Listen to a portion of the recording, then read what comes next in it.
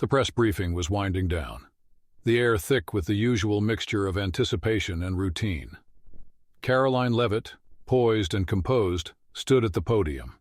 Her responses had been articulate and steady, maintaining the measured confidence expected of her role. Yet the equilibrium of the moment shattered when a voice, dripping with condescension, sliced through the air. "Miss Leavitt," began the reporter, a younger man whose smug expression was amplified by the deliberate tapping of his pen. "Don't you think that at just 27 years old you're a little inexperienced for a role of this magnitude? With all due respect, isn't this a seat better suited for someone with more years under their belt, someone the American people can trust? Where are you watching from? Let us know in the comments, and don't forget to like, share, and please complete our 1,000 subscribers for more inspiring stories." The question hung in the air like a storm cloud, casting an immediate pall over the room. Heads turned toward the reporter, the collective gaze a mix of curiosity and disapproval. For a fleeting moment, Karoline's composure faltered, a barely perceptible shift visible only to those paying close attention. But she quickly recovered, her lips curving into a polite, practiced smile. She didn't answer immediately, allowing the tension to build as the silence deepened. The room seemed to hold its breath, every eye fixed on her. And then a voice broke through the stillness. It was familiar, commanding, and unmistakably direct. Donald Trump leaned into the microphone, his expression a blend of incredulity and bemusement. "Is that what we're doing now?" he asked, his voice carrying effortlessly across the room. "We're questioning people because they're young. Really, that's where we're at." The reporter, unfazed on the surface but clearly unsettled, pressed on. "Well, Mr. President, it's a valid question. Experience is important. Surely you agree that someone with more years in politics might be better suited." Trump raised a hand, cutting the reporter off mid-sentence. "Stop right there. First of all, it's not a valid question. It's a lazy question, and I've heard enough lazy questions in my time to recognize one when I see it." A ripple of laughter spread through the room, easing some of the tension, but Trump wasn't finished.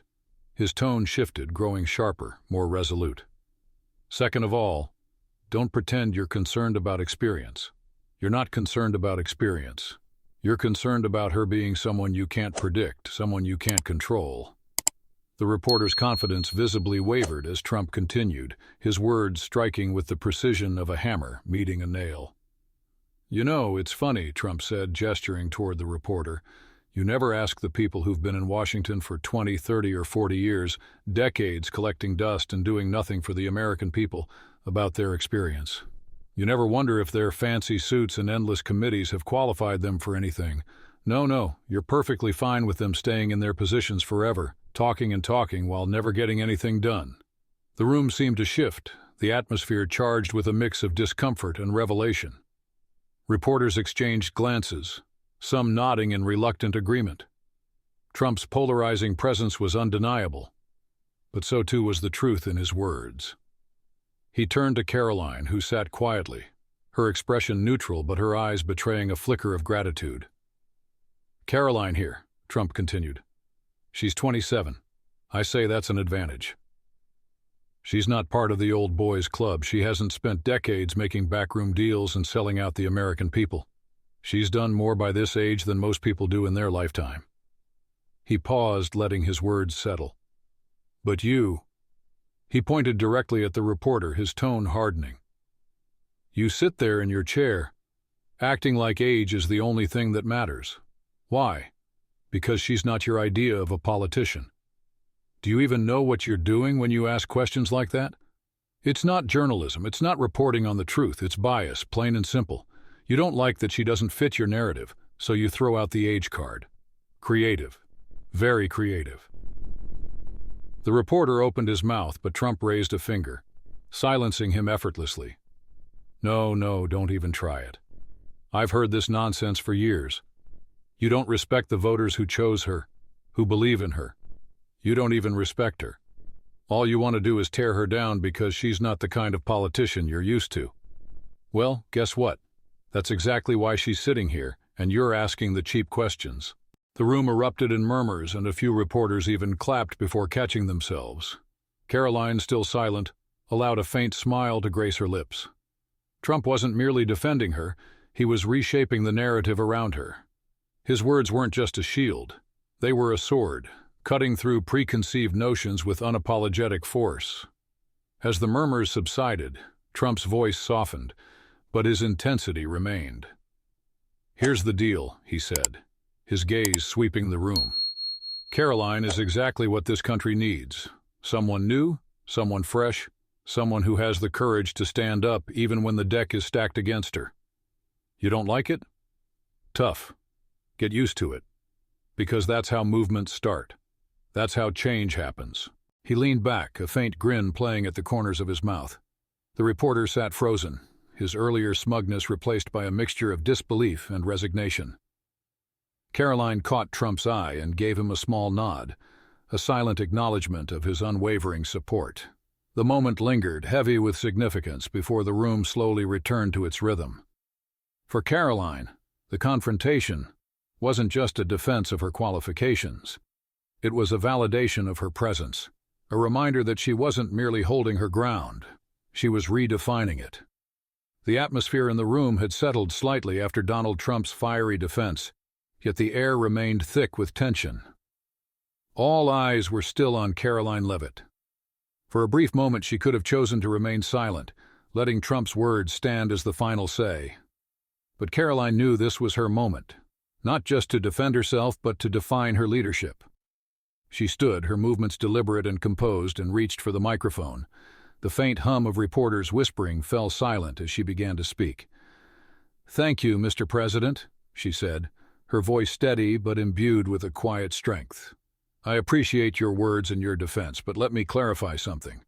Not just for the person who asked that question, but for everyone listening here today. My age is not a liability. It's an asset." Her eyes scanned the room, locking briefly with the reporter who had challenged her. He shifted uncomfortably in his seat, his earlier confidence now faltering. "When I decided to step into this role," Karoline continued, "I knew the scrutiny would be immense. I knew people would doubt me, not because of my qualifications, but because I challenged the narrative of what a leader should look like. And I'm fine with that, because I didn't come here to conform to expectations. I came here to exceed them." A murmur spread through the crowd, but she pressed on. "You see, leadership isn't about how many years you've spent in politics. It's about vision, resilience, and the ability to deliver results. It's about listening to the people who put their trust in you and acting on their behalf, not because it's easy, but because it's necessary." Her voice grew firmer, more impassioned. "Do you know who inspires me? It's not the career politicians who've spent decades making promises they never keep. It's the teachers in small-town schools who work tirelessly to give kids a better future. It's the single parents who juggle multiple jobs to make ends meet. It's the young people, my peers, who refuse to let cynicism define their futures and instead step up to create change. That's who I represent. That's who I'm fighting for." The room was captivated. Even those who had been skeptical seemed unable to look away. "Some might call my ideas bold," she said, a faint smile playing on her lips. "Some might even call them radical. But I'll tell you this.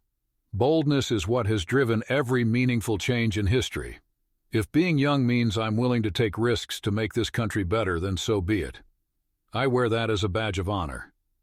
She paused, allowing her words to sink in before delivering her final point. "To the reporter who questioned my qualifications earlier," she said, turning directly toward him, "I thank you. Not for the doubt, but for the opportunity to show exactly why I'm here. Because here's the truth. I don't need decades in Washington to prove my worth. I need results, and I promise you I will deliver them." A moment of silence followed her words, heavy with the weight of her conviction. Then, applause began to ripple through the room. Tentatively at first, but soon it grew into a wave. Trump, watching from the side, leaned back with a grin of approval. Karoline turned toward him and nodded, but this time her expression wasn't one of gratitude. It was one of partnership, a silent understanding that she could stand on her own. As the applause subsided, Karoline added one last statement, her tone softer but no less impactful. "Age is a number. Leadership is an action, and actions speak louder than words." The room erupted once more. Karoline set the microphone down and returned to her seat, her heart pounding but her expression calm.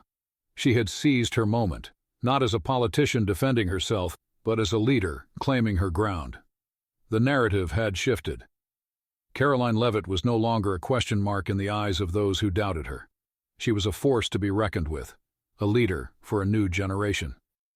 Thank you for watching till the end video. I hope you enjoyed the story. If you did, don't hesitate to like the video and share it with your friends too. Subscribe to our channel and turn on the notification bell for more fascinating stories.